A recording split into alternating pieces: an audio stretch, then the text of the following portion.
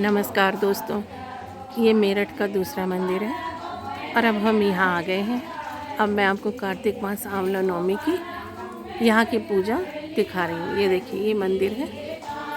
अब हम अंदर चलते हैं।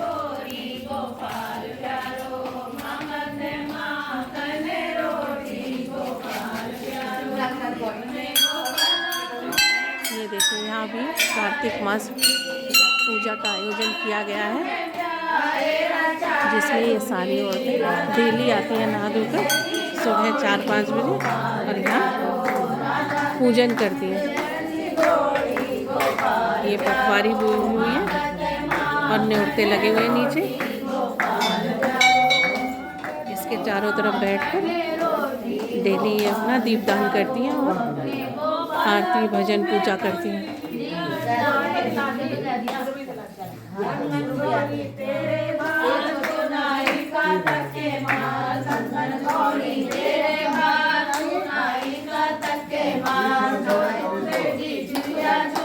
यहाँ भी आज आंवला नवमी की पूजा हो रही है।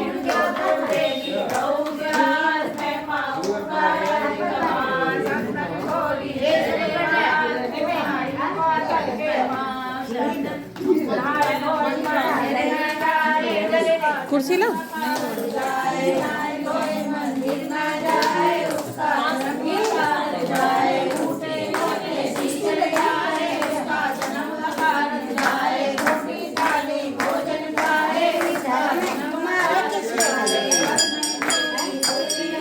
ये यहाँ के पंडित जी हैं।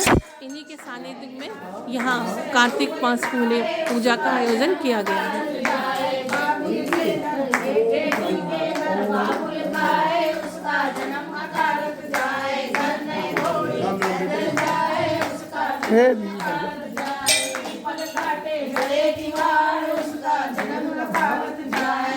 आज यहाँ आने में हमें थोड़ी देर हो गई है, इसलिए उजाला हो गया है, पर अभी भी यहाँ पूजा का आयोजन चालू है।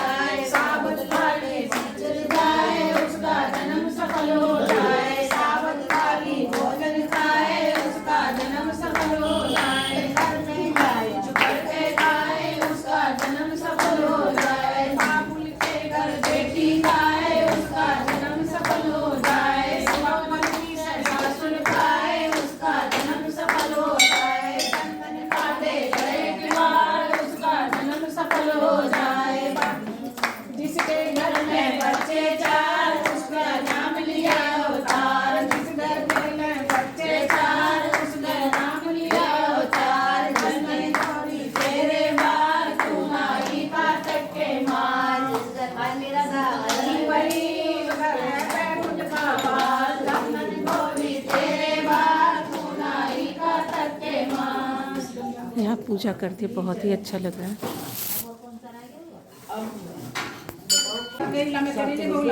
नमस्कार दोस्तों, अब आपको कार्तिक मास की कहानी सुनवा रही हूँ। उसने पोटली बांध दी, ब्राह्मण चल दिया दूर पर जमुना जी के किनारे। ये देखिए, ये कार्तिक मास की कहानी सुना रही है। उनमें से एक बोली, मैं तो अपना घर नहीं बिगाड़ती, मुझे तो रहना चाहिएगा। ब्राह्मण को वही लड़की मन भाग गई। अपने मन में सोचने लगा, यही एक समझदार सी लड़की है, या उसके पीछे पीछे हो गया। जब मैं घर पहुंची तो बोला, बेटी मैं भूखा हूँ, अपनी माँ से पूछ ले, मेरी 4 रोटी को देगी क्या? कार्तिक का महीना में मैं किसी के घर की रोटी नहीं खाता। मेरे पास एक चून है, अपनी माँ को दे दियो और अपनी माँ से कह दियो कि चून छान लेगी। अच्छी बात है बाबा। उसने अपनी माँ से कहा, माँ बाहर बाबा बैठा, उसकी रोटी बना दो, उसका आटा छान देना है। उसने आटा छाना, उसमें मोहर शक्ति दिख गई। वह बोली, जिसके आटे में मोहर शक्ति है उसके घर में। जब बाबा रोटी खाने बैठा तो उसकी माँ बोली, तुम लड़के की सगाई करने जा रहे हो क्या? बाबा कहने लगा, मेरा लड़का काशी नहीं पड़ने। इस मंदिर में कार्तिक मास पूर्णिमा, कार्तिक मास पूजा का आयोजन किया जा रहा है, जिसमें ये कथा पढ़ रही है आज की।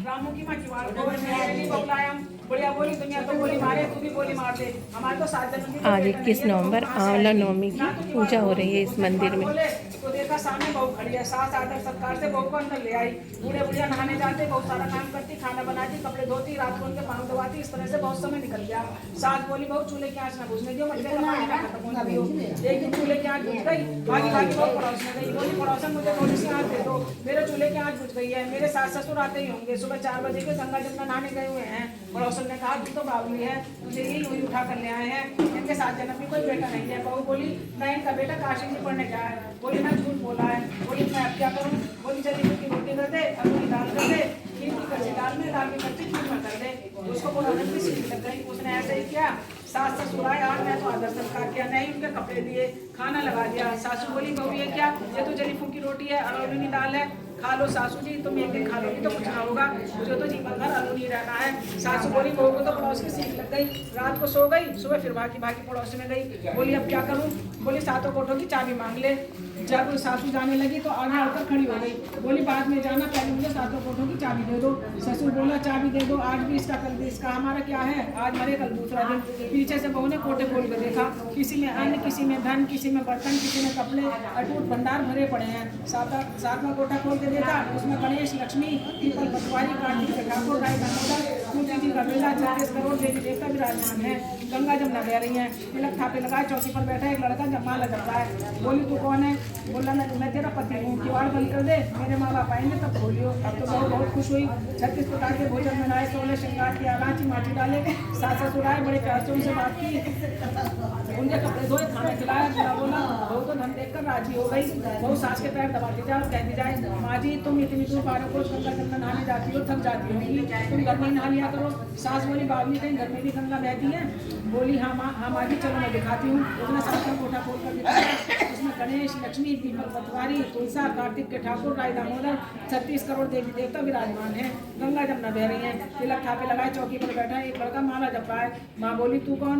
बोला माँ मैं तेरा बेटा हूँ, तू कहाँ से आया? मुझे तो कार्तिक के देवता ने भेजा है। माँ बोली बेटा ये दुनिया क्या जानेगी, क्या जानेगा मेरा घर का पति, क्या जानेगी रानी जेठानी, क्या जानेंगे अगर पड़ोसन की तू मेरा बेटा है।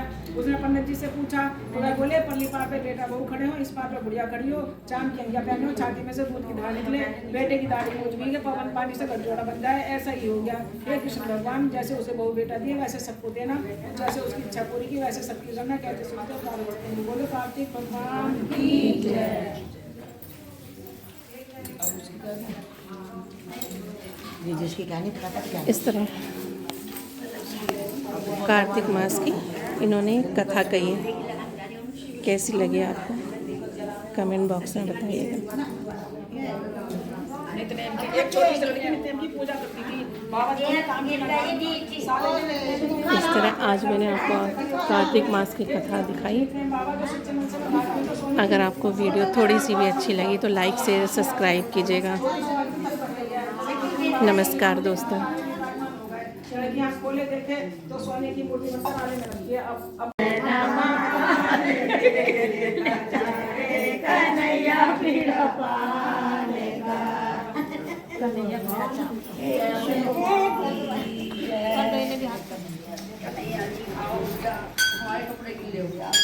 ये कन्हैया जी को पान बीड़े का भोग लगाया गया।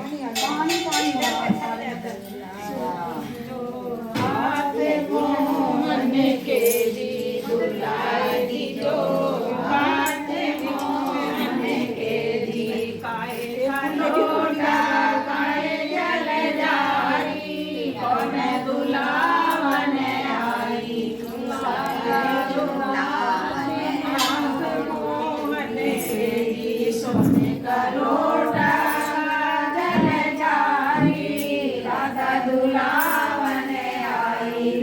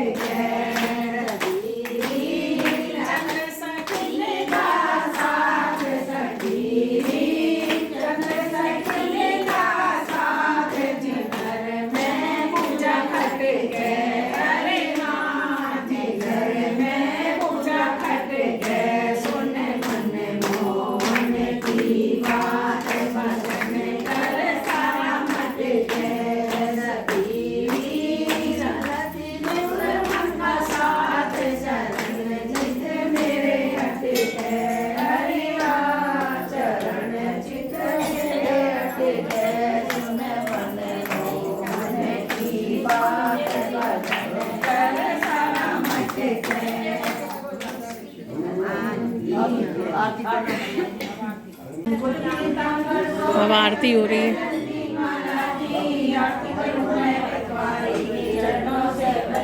ये पटवारी की आरती हो रही है।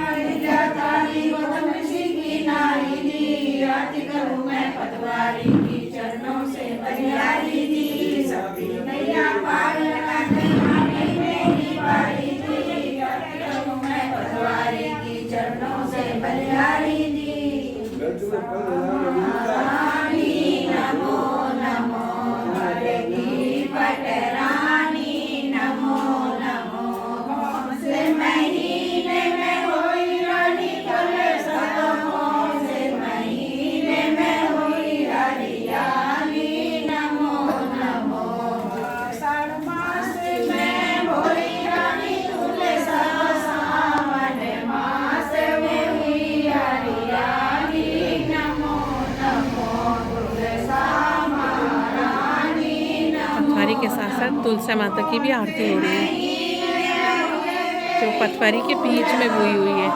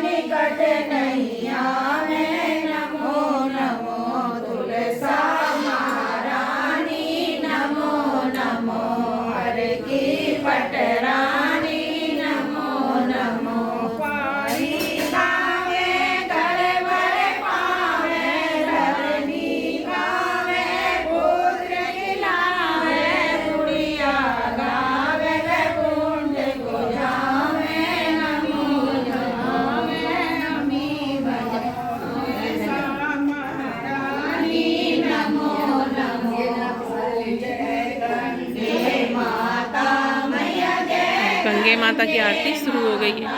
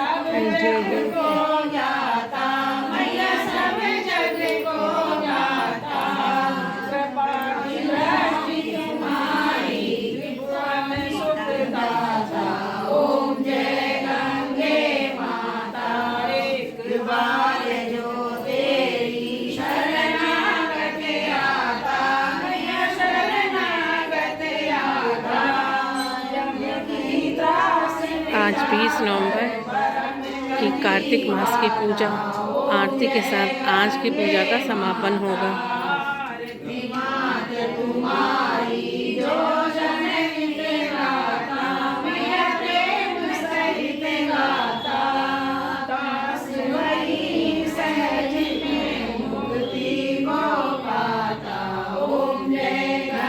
दोस्तों, अगर आपको आरती की वीडियो अच्छी लगे तो लाइक शेयर ज़रूर कीजिएगा।